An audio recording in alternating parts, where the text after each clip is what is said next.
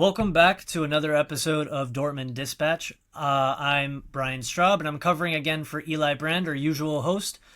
Joining me today are two of my usual co-hosts as well, our regulars here, Ali Boti and Pedro Del Rodriguez. How are you doing, guys? What's up, everybody? Brian, Ali, it's great to be back here. And yeah, no, it's all good. I have a good weekend. I went for some disco kind of roller skater kind of thing. It was a birthday. It was nice. Nice. I used to do hockey before, so I was kind of confident on going there, but it was my first time doing like roller skates. But I fell, hurt my arm. I mean, part of the deal, but still a pretty nice weekend. Dortmund won, Damn. Spurs won, so can't complain. You're okay though? No, I'm okay. My arm just hurts a little bit, Okay. but I'm gonna be fine. No need for a doctor. Good, good. He's here, isn't he? Good. That's true. Yeah, man, no, I'm good. I'm excited for what's to come for Dortmund, and yeah, I mean, good weekend, busy weekend, so that's obviously always good. But how are you doing? How are you doing, Brian? Sorry, I can't speak. I'm doing all right. Can't complain whatsoever. I mean, the result was a bit of a tumultuous one, as we're gonna quickly get into. But aside from that, good weekend. It's very rainy here in New York, so it was mostly an indoor weekend. But I can't complain. I don't have many of those, so I'm happy with it. But let's get straight into the football. So, Dortmund versus Bochum. We got to start with that, right? We got to start with the main fixture of the week. What a wild ride that was. Coming back from 2-0 down to 4-2. Very stressful experience for me. I don't know about you guys, but it was extremely stressful. Ali, let's actually start with you and your initial thoughts on the game. So my initial thoughts was, why do we have to suffer? The Why this the pain? Yeah, you know what I mean? Like I was in Spain without the S. You know what I mean? Like it was very like it's very interesting how the team um reacted. I do think that we were fortunate with the result, considering some of the goalkeeping mishaps. Um there are positives, but there are also cons that we can get into. Just the overall intensity wasn't there, and the sharpness that we hope to see, especially going into like the Champions League and bigger games into the season. Um, and a team like Bochum rolled over, but a team like Stuttgart did not. So I think it's a good lesson at the start of the season. I say start, it's October, but you know what I mean. But yeah. For sure. No, no, for sure. I agree with Ali. There's a lot of pain involved, but we are kind of like Dortmund fans, so pain it's part of the deal. It wasn't a contract. We all knew it. We all signed it. So in that sense, but I wasn't expecting it. I even participated in a podcast, the Celtic Way, about the matchup we're gonna have in the midweek for the Champions League. And in that podcast, they said, "Oh, we're gonna face Bochum in the weekend, a relegation candidate. We're probably gonna rebound for the match against Stuttgart." And when I saw 2-0 down, I was like, "Yeah, I jinxed it. I jinxed it very hard." But yeah, I was really hopeful the guys would come back, and that happened. And honestly, I didn't even think was the best performance, but overall we weren't playing bad football in the beginning of the match. It's just one of those things in football that if you just give your opponent one or two chances and they capitalize, you're in a really difficult position. And honestly, I didn't think we played that bad, and it was good. I think the lesson we gotta learn from this match is the resilience, and the resilience from to come back from the result and just take your time, and then because we're gonna find the spaces to score, and we did. 4 goals. Girassi, great role in this match, but we're gonna talk more about it later. Yeah, for sure. I mean, at least from an attacking end, I think Dortmund was strong all the way throughout. I mean, you had chances in the first half, but both Adiemi and Brandt had some really good chances. Girassi, obviously, for the opener, and of course, with Brandt providing the assist with that. So, I mean, from an attacking perspective, I think it was a very, very strong performance. The chances were there. First half, obviously, a little bit less clinical because we did end up being 2-1 down. It was very close to being 3-0 down because at the end of the day, if Myron Bodu does score that third one, which was basically like a give it like a gift, that game could have turned out a little bit differently. Thank God he didn't. So we actually were able to come back into this game and really continue to threaten and continue to put the pressure on them. And of course, that ended up yielding through Seru Girassi with his two. And yeah, I mean that was just great to see, particularly with him. He's actually one of the players I wanted to touch on with this because I do remember us on the podcast having conversations about what we thought about Girassi and whether or not he was a necessary signing for Dortmund. And I don't know about you guys, and I wrote a piece on this actually this week, just dropped today. But I'm a convert at this point. I'll be the first to say, I'll eat crow on it. I was like very much like, I don't know if we need to sign Girassi. I don't know if this is a necessary signing or a luxury signing. And I also didn't know whether or not he could really recreate his form at Stuttgart. But he's completely proven me and many others wrong, and I'm super thankful for it. I'm here for it. I hope he continues to do it. But I do think, from what we've seen, particularly in him, we can be really excited. And I was also very impressed, at least from an offensive perspective, with Yan Koto coming in, simply because defensively suspect. We knew that was going to be the case even when he was at Girona. He wasn't the biggest defender necessarily, but going forward, the crosses he puts in, the runs he makes, the through balls he puts in, sublime. I was super happy with that. Obviously, we would want him to, kind of be a bit better on the defensive end of things. But it is what it is in that sense. And that's kind of just the player he is. So hopefully he does improve. But I mean, we shouldn't be shocked, at least in my opinion, from what we saw with that. What were your guys' thoughts on those two guys in particular, and their display in this game? I thought they played pretty well. I think Girassi, I think it was the first time I really saw a complete performance in terms of he participated in the build-up, he scored goals, he provided spaces for his teammates. So I think it was pretty fulfilling. I think that's the best word I can find, performance from him, because in the past matches, even though he scored, I didn't think he played that well, but he still had an interesting role with his physical profile and of a striker and just holding the ball and trying to help. But in that sense, I think it was a really good performance. Not only the two goals that, and especially I think the most important goals in the whole match. The first goal, who gave us a little bit of hope just before the halftime whistle, and then the third goal, who eventually kept materialized our comeback against Bochum. So it was really good participation by him, and I think it's a statement performance. Hopefully, he can continue his form, and it's good to see that he is. I mean, it's good that he's scoring, but scoring and performing well, that's great. That's why we signed him, and that's what we expect from him. In regards to Yankoto, I thought he was pretty.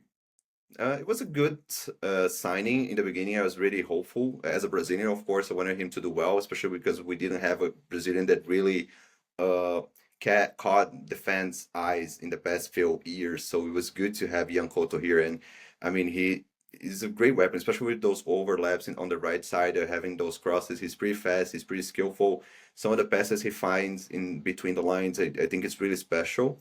And we might have conversations in the next few podcasts about him being a starter, because I think he contributed a lot defensively. He was never his strongest suit. And I don't even think it's fully on him, the first goal, because it was behind his back. So, of course, he had some participation in that. But I thought Anton, he anticipated the play a little bit too early for me.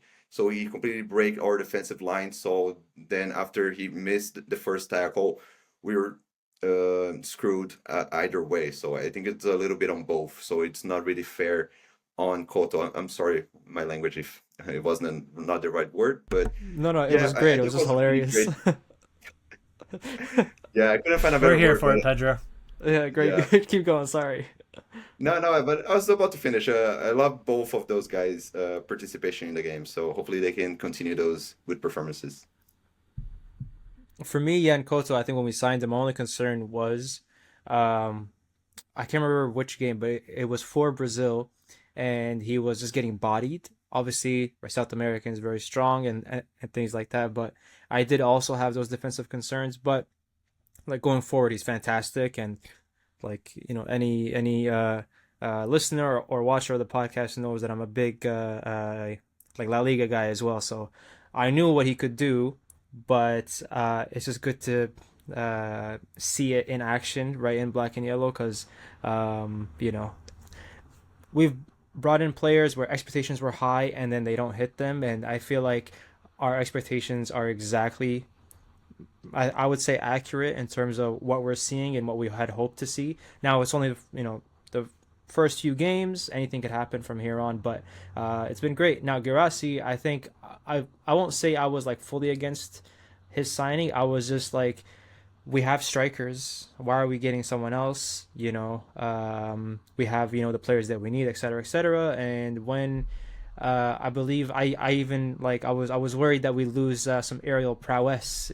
If you remember, I was like, is he even good in the air? I don't know. I haven't really watched the guy, but he's fantastic. He's been great. So far so good. I really like. I don't have any major complaints about either of them. I think they've both been outstanding. My only concern is on the opposite side of Yan Koto, or our left back situation, but that's a conversation for another time.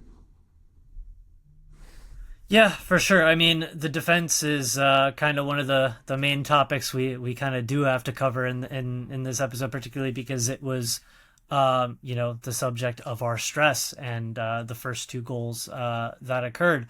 So yeah, Pedro, I just wanted to jump in and also indicate that I totally agree with your assessment of that first goal too.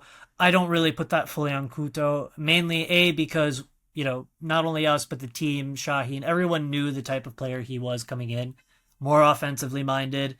And you would hope and expect that would kind of be taken into account.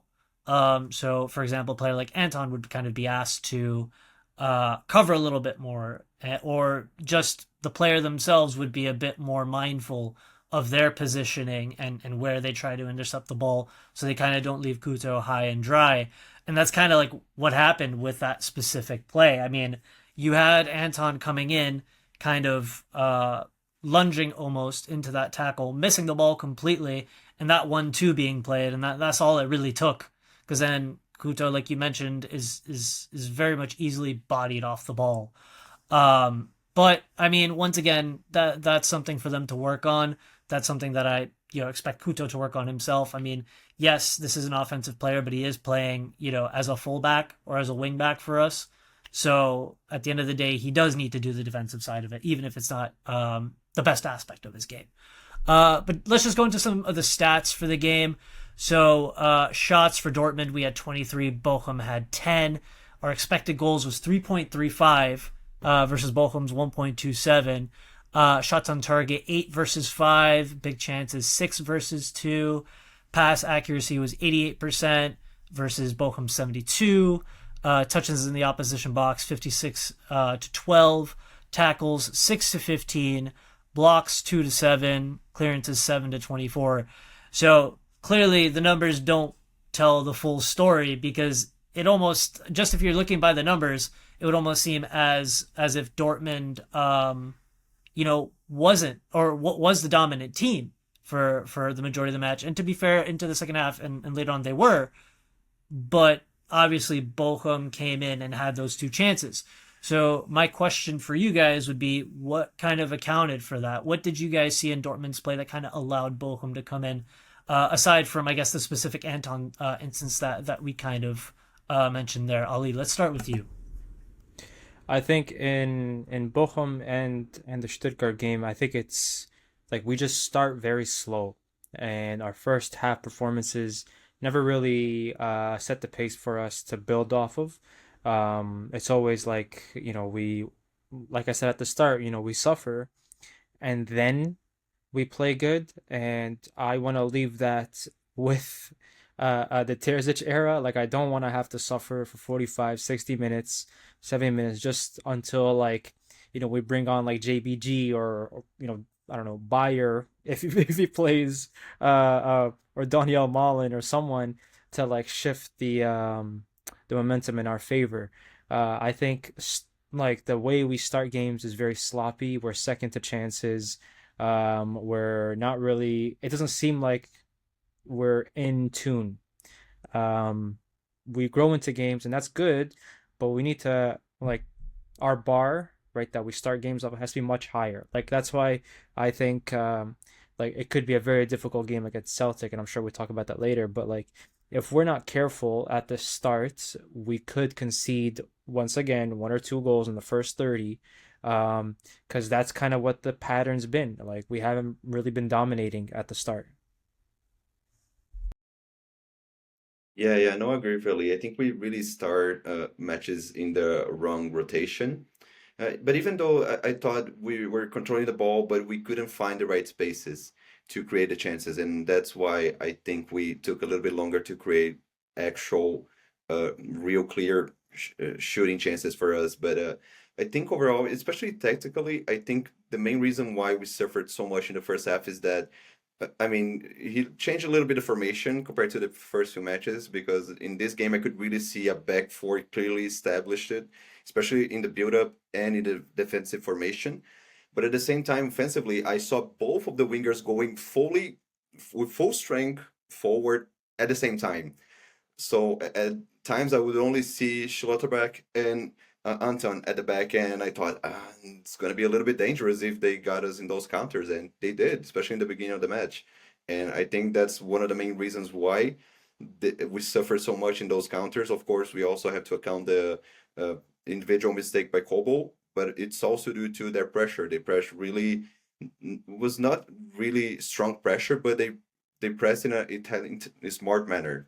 So it was they would press at times and really uh, just in a few blocks of field. So they just especially when the ball was with Kobo, they would press more effectively and in a more stronger way. So in that sense, I think that's why we suffered so much. But then I think we picked up our pace in the match. I think compared to the previous matches, I'm not against the back three and the 3-2-5 formation that would be used. I think it's a good formation.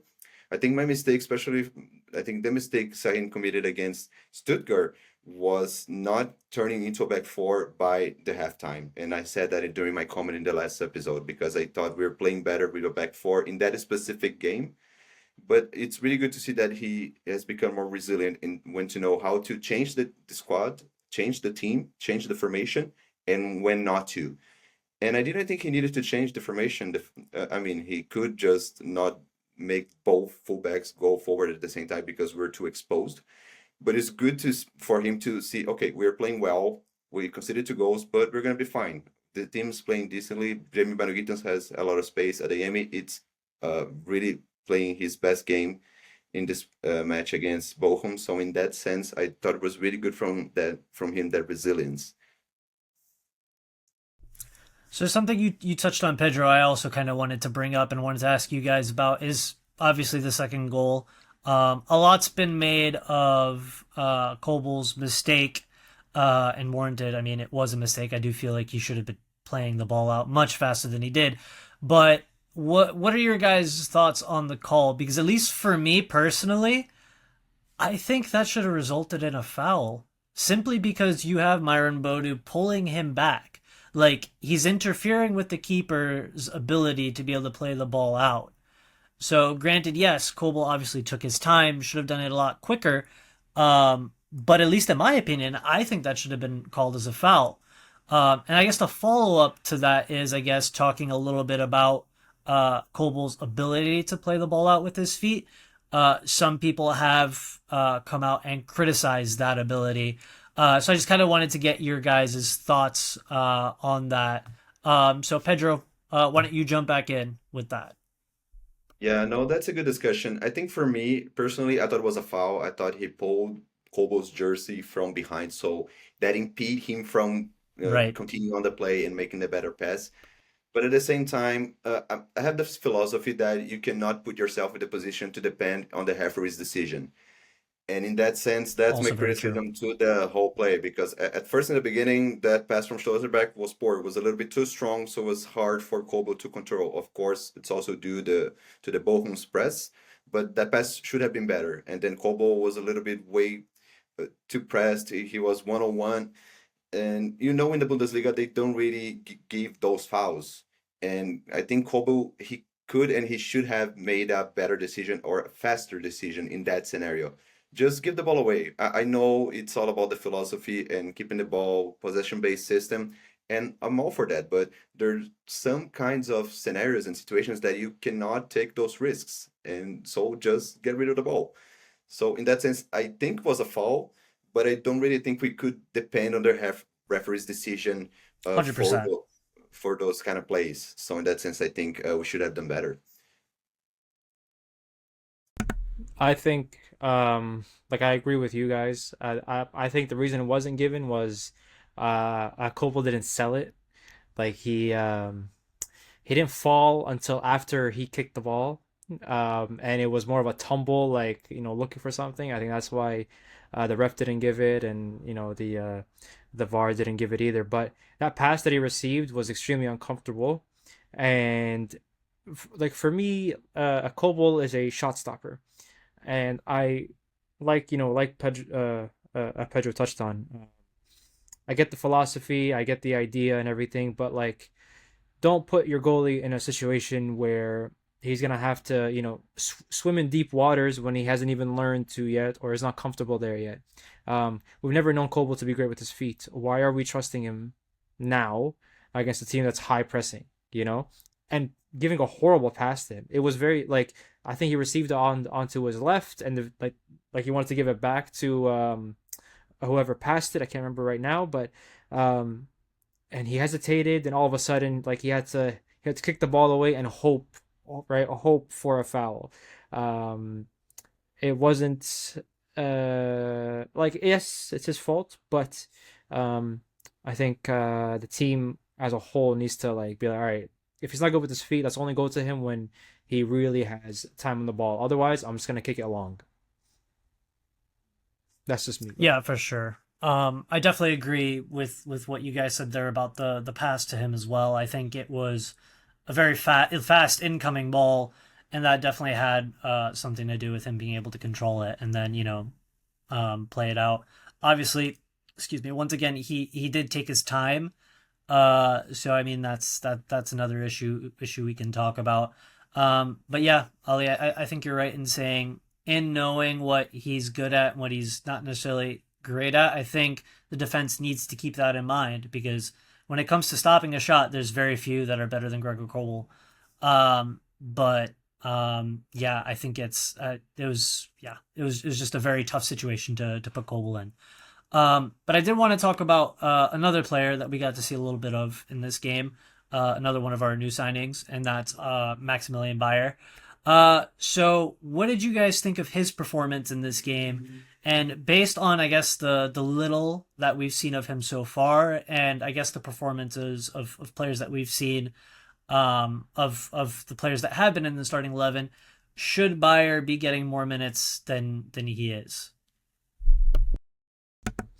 I think if you don't mind me jumping in, guys, I think well he's still really young, right? So he's still obviously developing his game, and I think the ideal situation for Shaheen is to play that a 3-4-3 or a 3-2-5, however you want to look at it, with him being playing off of the striker. Um, Issue is like he's not comfortable yet. He's still trying to find his feet in the team. I do think once he is comfortable, you give him more minutes, et cetera, et cetera. But um, he's definitely not. I can't remember the game, but he played as R9, and we kind of suffered for not having that presence up top. And he's the type of person that wants space to run into, and he wants to shoot and things like that. So um, I think that there's a lot of signs that he could be really, really useful, but at the minute, I think Shaheen just hasn't cracked his code yet within the team. And Shaheen hasn't cracked the code for the starting 11 either, because he's still experimenting. And that's a whole other conversation that I can get into. But yeah, I think Bayer has a lot to offer. We just haven't seen enough yet. Yeah, no, I agree with Ali. I think in general it was a pretty discreet performance from Bayer, but at the same time I mean, he got in as a second striker, so he was playing basically close to Guirassy, which I think is a good position for him because he played like that at Hoffenheim last season. So it was good to see him in that position, and I was curious how he would behave working side by side with Guirassy. So in that sense, it was a smart substitution. But I think he was a little bit discreet. I think I agree with Ali. He doesn't seem really comfortable with the system, with his role on the team yet. He's still young. He still has a lot to learn. Also curious to see how he can play also as a winger or as a left or right mid. He's kind of like the jack of all trades, so it's gonna be interesting to use that in use him in different positions. But I think it's all about the rotation and experimentation. I think he's only gonna get to that perfect starting 11, and I don't even like the concept of a perfect starting 11 because I think we have 22, 23 players on your roster. So you gotta know how to work with all of those. So one game you're gonna use this formation because it fits more your opponent, and this other game you're gonna change completely. And I think that's what I want to see from Sahin. And he has been doing that and also rotating the squad itself. So in that sense, it's nice to see that rotation. It is nice to see Bayer getting minutes, but I think it will take a few more games for him to get in really that quick start as a Dortmund player. But I think as soon as he score, I think he's gonna show us his best football. Yeah, I think you're right there, Pedro. I don't think there is a one size or one shoe fits all type situation in terms of the formation and how Dortmund play this season. And it kind of goes hand in hand with kind of Bayer's situation. My thing is just from what I've seen so far of how little minutes he's gotten up until, for example, this game against Bochum. I think there have been opportunities where Shaheen could have put him in. For example, I mean, we've had games where I mean, well, with Brandt in particular, considering he hasn't had the best start to his season, him kind of, yes, having the couple assists, but then once again playing those missed passes, kind of sloppy in terms of connecting with his teammates. Then, of course, certain games where his body language and everything doesn't necessarily exude, super confident player or the player that we know that he can be. And that's even something that he said in one of his interviews, and we talked a lot about that last episode. But there's instances where, for example, like a player like Brandt or someone out wide isn't necessarily performing, and I feel like putting Bayer in, for example, in that second striker position, kind of what you mentioned, Pedro, I think would have been a good move in more games than just this one. I think this was a step in the right direction. I think, at least personally, I'd like to see more of that because, like you said, Bayer functioned very well for Hoffenheim, scoring 16 goals and getting an assist last season for them alongside Andre Kramaric. And then Serhu Girassi as well, alongside Undav, formed what has been or what was a record-breaking front line for Stuttgart. So I mean, both players really do well in that sort of situation. So while maybe it shouldn't necessarily be the first thing that Shaheen goes to all the time, I do think that having that ability with two players that kind of really do well in that sort of scenario, I think seeing more of that wouldn't be an issue. But let's get into our star and dud of the week for these games before we move on to previewing next week's games. So Pedro, let's start with you. Who's your star of the week? I'm gonna be boring. I'm gonna just go straight to Cyril Girassi as my star. I mean, he It's not scored, boring. as I said before. Yeah, sorry, but he scored the two most important goals in this match, particularly, and he seemed really way more comfortable within the team and within this system in this match compared to the other ones we've seen. Even though he scored in the previous ones, but this one he was clutch and he also contributed well off the ball. So for me, Sergio Girassi, I think it's really good also. I think I forgot to mention earlier to mention the great cameo from Felix in Metchel is also scoring the fourth goal and Julian Duranville, which was really excited about for him getting his first minutes during the season. But in this game, particularly for me, especially within the scenario that we put ourselves in the beginning of it, Sergio Girassi was decisive. So for me, he's my star. Well, I was gonna choose him, but Sorry. I'll choose Karim. You're good. I think Karim Adeyemi gets a lot of stick for very little reason. I think he's uh, great talent, lots of potential, and he's still learning his craft. Doesn't excuse certain decisions, but I think what he's been offering to us has been great, and um, yeah, he's just been he's been trying hard every game, every appearance. whether he's starting or whether he's coming off the bench. He really gives it his all. One note on Seru, I really liked was that even when we were winning, he was chasing down like defenders and midfielders who are on the ball to try to win it. Like I loved seeing that. I think that's a great quality and it's very like infectious.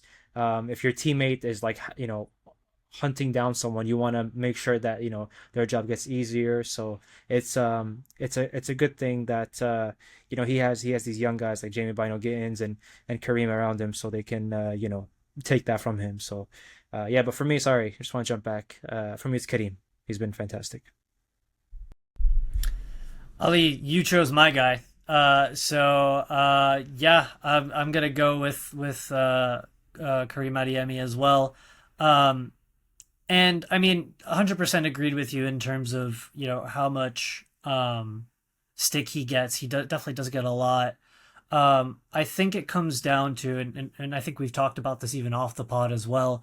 I think it comes down to the type of criticism a player gets because it's all well and good. Every player can be, constructively criticized because no one's perfect. Not everyone's going to have the best game all the time. So I think, kind of going about it in a respectful manner is totally fine. Some of the disrespect we see though, obviously is very much overkill. So I think we do need to call that out. But that being said, I mean, there are parts of Adeyemi's game that I've called out in the past, basically mainly the decision making. And that's kind of what, irked me about his first half of the game. You saw him basically getting on the end of these chances or on the end of these passes, making very daring and flashy runs.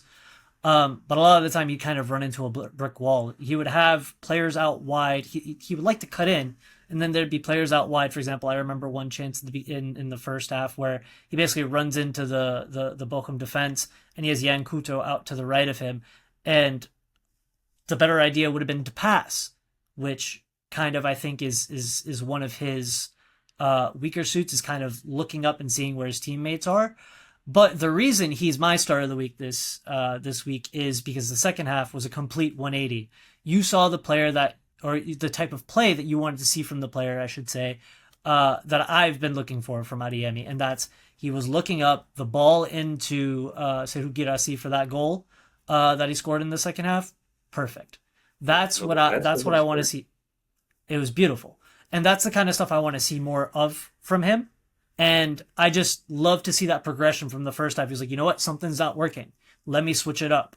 And that actual growth and I guess learned experience that we're seeing from him on the pitch, I think that's the mark of a player that's willing to get better, that's willing to, push his own boundaries and change his play to be a better outlet basically for his team. Because at the end of the day, we know he has pace, we know he's a threat, but it's just like if we could get that decision making to be just a little bit better, if you look up a little bit more, we could see him really explode this season. And I think it's reasonable to say, considering what we've seen from him, that all the tools are there for him to explode and have a really good season and be an important player for Dortmund. It's all about that decision making for me. So let's move on now to the dud of the week. So Ali, let's start with you again with regards to that. So normally I pick a player. This time, um, I'm gonna pick. I'm gonna do the unorthodox thing and pick Shaheen. Not because I don't like Shaheen. I think, yeah, go The for it. second time he's been Go for it, bro. picked. No, it's the Yeah. second time he's been picked. uh, Last week um, too. only for putting Koval in a situation like that. I think you should know your players. You should obviously ask for more than they're capable of, right? Right, so you can like push them and test them and everything like that. But um, if you know that that's not where he's comfortable, then you should ease him into it. But yeah, like I don't want to blame Koval. You know what I mean? Because that's not his game yet. But he is trying to adapt and he is trying to do more of that. And we do recognize that. So I'm only like I'm still Shaheen in, right? Shaheen stays. Let's just for the record. I'm not like these crazy people on Twitter. Like I think he's got a lot of ideas. But that one for me was a miss. Yeah, I kind of want to jump in what Ali just said. I think it's a fair point to put Sahim as the dud. I think it's just for me, as I said before, his resilience and his learning process within his role as a manager has improved from one week to the other. So in the sense, I was the one who chose him as my dud the previous week because I thought he should have changed formation mid-game because it was obviously not working, and he kind of did it, but then he And then just reverted back. reverted back. So I didn't really understand that, and that's why he was my dad because he was insisting on something that wasn't working. But in this game, I thought he did pretty well with the formation and just keep the game plan, even though we're losing to nil. So that resilience and that trust on his players, I think it's important to notice. But for me, quick disclaimer: I Kobo is a great keeper, love him, and as much as I uh, agree with Ali. I think the possession based system shouldn't go in extreme manners, and he shouldn't have tried to play that ball. He should just kick that out. But at the end of the day, that's Kobo's decision. And even though that's an unfair job to be a goalkeeper, because one day you're the hero, and because of one mistake, you are the villain. And I completely understand it's completely unfair, especially because of how good of a shot stopper Kobo is. But for me, I always go to the principle that individual mistakes kill systems. That's always a phrase I repeat in this podcast. And that mistake, and he had the possibility to do right, but that could have ended up in us losing that match, especially if they scored the 3-0, that open chance they got. I think that's really the real turning point of that game, of him missing that chance, and that gave us that hope to come back. But the 2-0 mistake, I think, was a little bit too much for me, particularly. So, unfortunately for me, Kobo this time, but still love him. But it's just for this week. It makes sense. Listen, at the end of the day, like we mentioned earlier, that mistake was in part Kobel, and like you very aptly said, Pedro, you can't rely on the ref to bail you out in that situation, even if it was a shirt tug and all of that. So totally agree there. Both very good choices in my opinion. Just once again, a note on the whole Shaheen thing. I mean, we talked about this last week too, so it's getting to a point where it's ad nauseum. I think it's far too soon to be saying Shaheen in or Shaheen out. Let the guy work. At the end of the day, Edin Terzic had 2 years. We didn't fully agree with his methods either, and yet we came close to a Champions League and we came close to winning the league. So take that how you will. And I'm 100% in the camp that it's not fully Shaheen's fault that what's happening is happening. We've seen some players, regress. There's new players coming in that need to learn the system, that need to learn to play with their teammates. There's only so much hand holding a coach can do. Um, and at the end of the day, I mean, in one side you could look at it like, oh well, we went 2-0 down in this game and we had to fight back to 4-2, so that's bad. But on the other side of it, it's like, well, we did fight back. In other games under other managers, we might have not fought back. We might have just laid down, and it would have been like a 3-1 loss or something. So, and with regards, obviously, to the Stuttgart game, I understand people's reservations about that result and everything because it's a heavy loss. But it's not like we lost to scrubs. That Stuttgart team is a good team. They're in the Champions League. They finished very high in the table last season. Um, Sebastian Hoeneß is a very good coach and tactician. I mean, there's so many other factors to think of. It's like, oh, it's just Shaheen's tactics. But I could ramble on for hours about that, and I'm going to spare you guys because I've already gone into more detail than I expected to on that today. But my dud of the week actually is going to be Valdemar Anton, and particularly because of the first goal that we talked about and that missed tackle, and that was kind of indicative of kind of the rest of this game. Wasn't in the right place at the right time a lot of the time. Wasn't there to bail out Kuto when necessary. And just kind of, I don't know. I don't know whether it's kind of a hangover from the game against Stuttgart. It just didn't seem like he was fully there. Obviously, still quality player. I expect him to be a very important part of Dortmund's whatever they achieve this season. But just not his best game and not the best decision making on his part. And I think, just that whole right side was very easily exposed by by Bochum in the first part of the match. So that's yeah, that's gonna be my dud of the week. But let's move on to some upcoming games because we do have a couple interesting fixtures coming up. So we have Dortmund playing Celtic in the Champions League. So I know you guys were on some Celtic podcasts. I know Pedro, you mentioned a little bit of yours as well.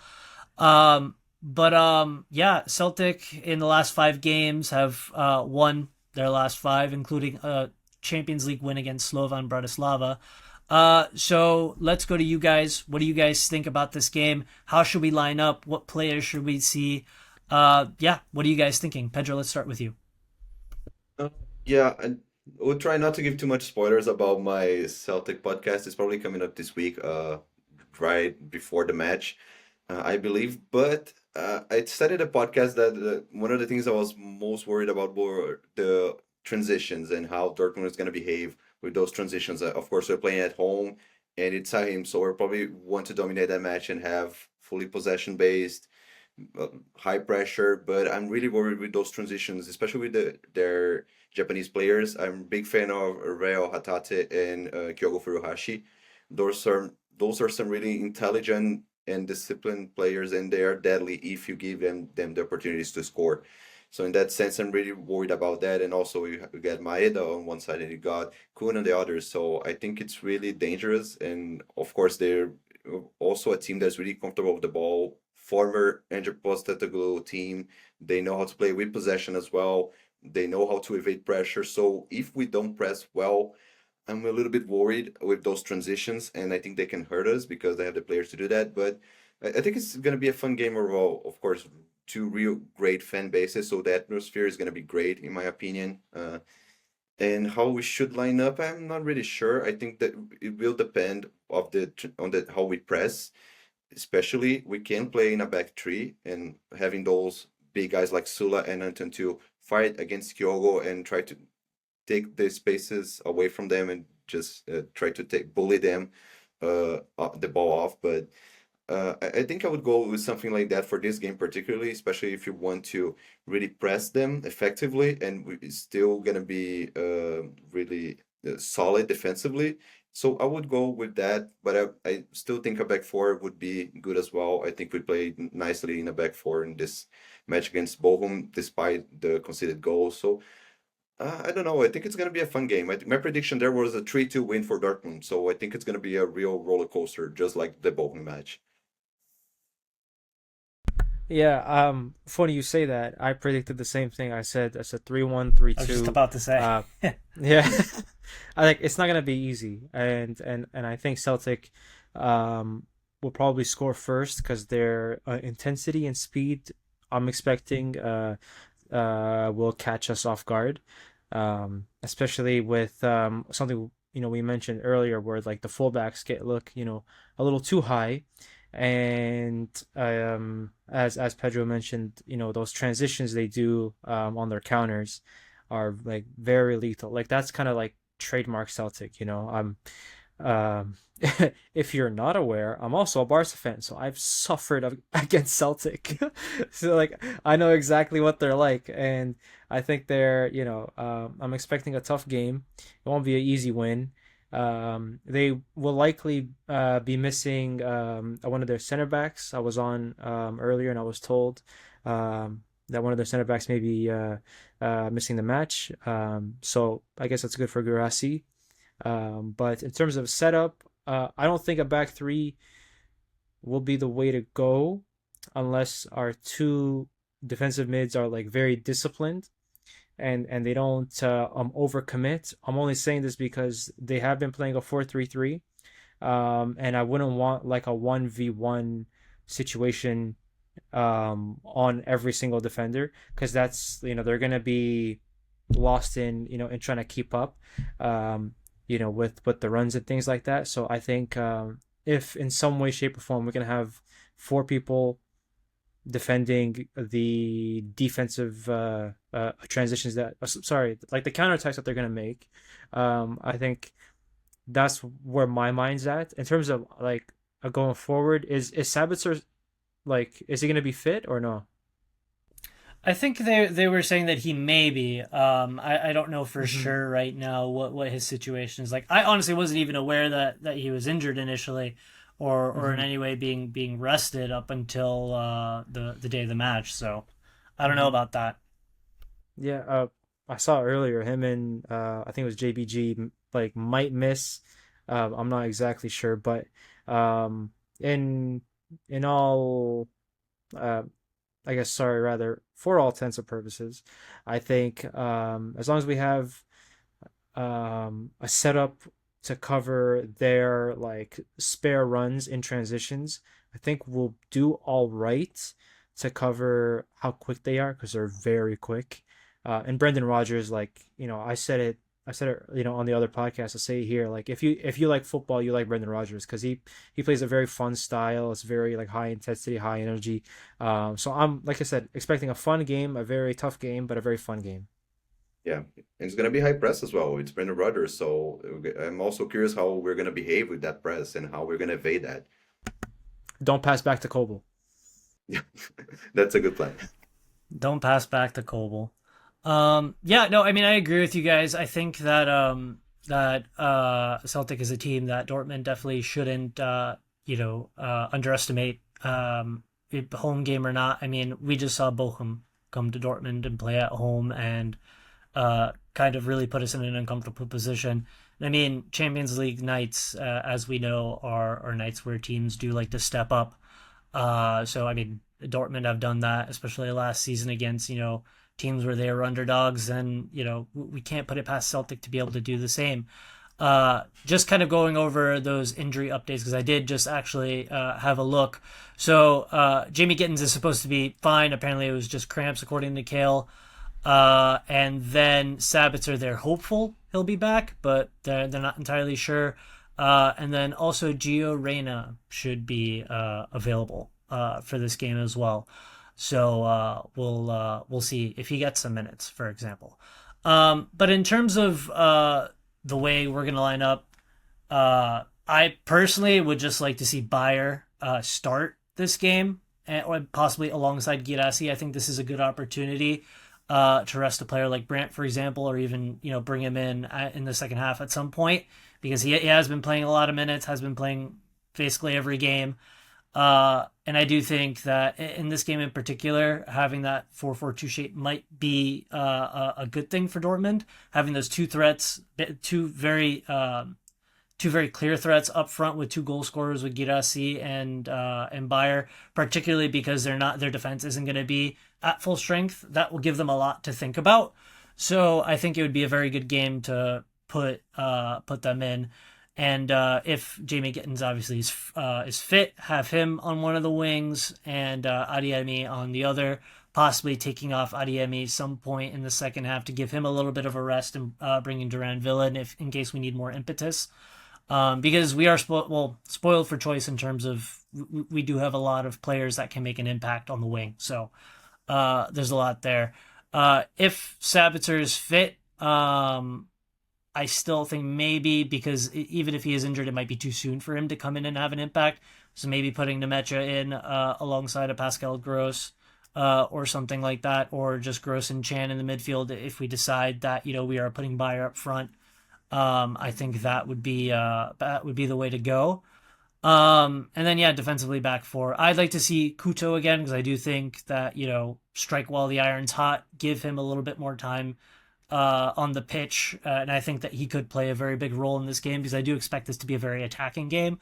I don't really expect Celtic to sit back or do any of that, so I think it'll be a great opportunity for those crosses and through balls that Kuto is capable of to really affect Celtic. So it'll be interesting to see what Shaheen actually does. But one thing we won't have to worry about is Sabitzer on the wing, so that's always a positive, right? We don't have to worry about that. That's hilarious. So hopefully he's learned his lesson at this point. I just don't want to see that again. But moving on, we do have another game coming up next week in the Bundesliga, and that's Union Berlin versus Dortmund. Just kind of wanted to get your guys' thoughts on this game as well. How are you guys feeling ahead of this game? Oh, just to give you guys a little bit of a rundown, because I don't know if you guys have been following them at all or not. Before you guys give me your opinion on it, Two wins, two draws, and one loss against Bundesliga competition in the last 5 games. So yeah, what are your guys' thoughts? Is this going to be another 3 points for Dortmund? Do we expect Union Berlin to give us any trouble? Uh, Ali, take the floor. I think well, I hope that um by this point, we do have some sort of consistency building. Because I don't, I mentioned earlier that, I don't want to keep suffering in first halves. And last season, a big problem that I had with our performances, especially away from home, is that we kind of give too much respect to the home team, and we kind of let them, impose themselves onto us, and we just sit back and have it. And that kind of happened, I would say, in Stuttgart. And I don't want that to happen too often going forward, right? Because like, if you look at, the top clubs, they do go away from home and they want to, put their fingerprint all over the match. If it's not, if it's not easy, it'll be done by force. And I think that we got to be like that, because, you don't see like Bayern rolling over, easily, like, because it's it's important to go away from home and kind of announce that you're not gonna leave without the 3 points. And so for this match, sorry, that was a bit of a rant. For this match, That's what I we're do here for. hope, yeah, I do hope that we don't concede early, because that's kind of a habit I want to kick out. I do want to score first and build off of that momentum. So as long as we are disciplined from the jump, I do think this should be like a 3-0 win. I'm not gonna lie, and I don't mean to underestimate Union Berlin, but I do think we can take them. And I do apologize to Eli, but I think we're gonna silence Mr. Tom Rota. Um, I think we'll handle him. You know what I mean? I think Jan Kota will pocket him. I'm just giving him more fuel right for his return. No, but I think we'll do well against them. Yeah, no, I agree. I think it's kind of like the game we need to because the Bremen match was really disappointing overall. So I'm really expecting the boys to bounce back from that match, especially because it's another away match in the Bundesliga. We've been playing well at home, but I want to see that same um, idea of going forward and pressing well and playing well also away from the Signal Iduna Park. So in that sense, I think the boys own us that kind of performance away from our domain. So I'm expecting an interesting match. In terms of formation, I think again, and I think especially in this match more than the Celtic match, I think it would be an interesting idea to mirror their formation. They play with a back three most of the matches, so I think that would be interesting. Also, they play also with a duo of strikers, so I think with three guys at the back there, I think we're gonna be more uh, structured defensively, but we still have the line of five guys at the front who can press and try to evade that back five system that they're gonna implement defensively. So in that sense, I think the formation would be a good idea in that match. But I think individually, all the matchups, I think we have an advantage, especially having Jamie Gittens back. I was not, I was really worried when he left with an injury, but considering he's gonna be back, it's not a big deal. I'm really excited for him to be also hopefully being healthy for that match. And I think with those threats, and I think it's gonna be a good idea of having those wingers to have those one-on-ones against their center backs. I think it's gonna be an interesting matchup to look up to. But I mean, if I could give a prediction, I think it's gonna be a 3-1 win for Dortmund in that match. Yeah, I'm going to be hopeful and say 3-1 as well. The one thing that's obviously on my mind anytime we play Union Berlin, they have been, a very capable bogey team against us in the past. And last year we were actually able to get a pretty solid, I think it was a 4-2 if I'm correct, or like a very very solid win against them, maybe a 3-1 or something like that around this time, at this time last year. So A 2-0. oh, it was a 2-0. Excuse me. Sorry, I'm sorry. sure. So last year, right when we played them in Uh, their stadium, we won 2-0. But when Uh-huh. we like the first game of the season was at home for us 4-2. I gave it the two Hmm. zero away from home. Pardon me. Okay. Well, thank you for that. Hard to remember all the score lines, right? But regardless, we did perform well. So, we have that going for us. But in the past, they have been a difficult opponent, and they are a good team. A bit of a mixed bag of results, as we kind of mentioned, with the 2 wins, 2 draws, and 1 loss in like the last few games.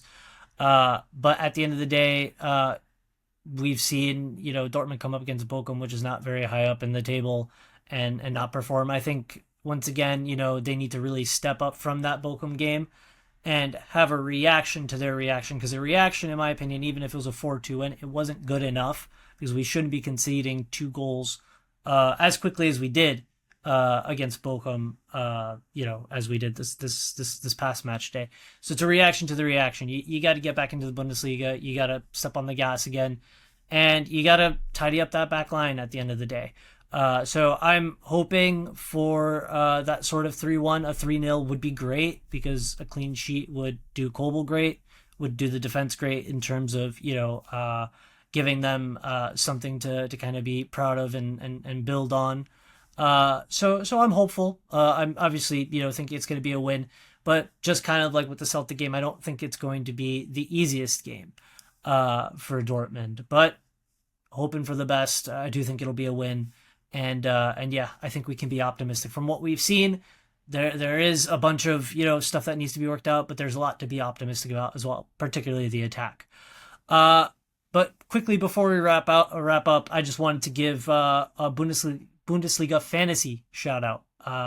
And unfortunately, and I say this unfortunately because it's a Dortmund, centered league. Bayern Warsaw fans leads once again with 13,330. So good on you, but damn, to have a Bayern fan, kind of leading our league is indicative of times, isn't it? Yeah, hated. Fortunately, not in the league because I don't have the fantasy app in Brazil, so I don't have Twitter or fantasy. So in that sense, I'm excluded from that part of the pod. Oh But no. yeah, hopefully we can bounce back. Hopefully, some Dortmund fan can step up. It's not going to be me, because I've been woeful. Ali, I don't know if you made a team, but I'm not even going to mention where I'm at. So I joined and then I just I forgot to make the team, and it was week 3, and I'm like, well, I'm not gonna catch up, so I may as well I may as well just yeah, cruise this. that's a little late. But yeah, here's hoping there's some Dortmund dispatch listener that's in that league that can retake the lead. Or in that league, I should say, retake the lead. But anyway, I think that does it for tonight, guys. Thank you very much for joining me as always, or joining the pod as always, because I'm not usually the host. So, but thank you for joining me here tonight. Let's leave it at that. Is there anything you guys want to plug? Dortmund Dispatch 1D in the middle. We ran out of characters, so it's the best we can do. But also follow us on our personal Brian underscore Straub on Twitter, and VZN Sports for me on Twitter as well. Once Pedro comes back onto X, hopefully sometime soon. We'll plug his, but for now we'll keep it locked up. Yeah. But even though you can still follow me, the account is still there. So at Del underline Pedro 23. And of course, follow us in all social media. We're on YouTube now. So please subscribe to our channel and I'll see you guys next time. Yeah, you guys did the job for me, but once again, I'll just reiterate it. Follow us on all our socials. We're on Spotify. We're on Apple Podcasts. Yeah, just follow us wherever. And as for myself, writing for BBB Buzz and get German football news when time allows. But most importantly, like the guy said, follow our pod. We hope you enjoyed tonight's episode, and we'll be back next week. Thank you guys for listening.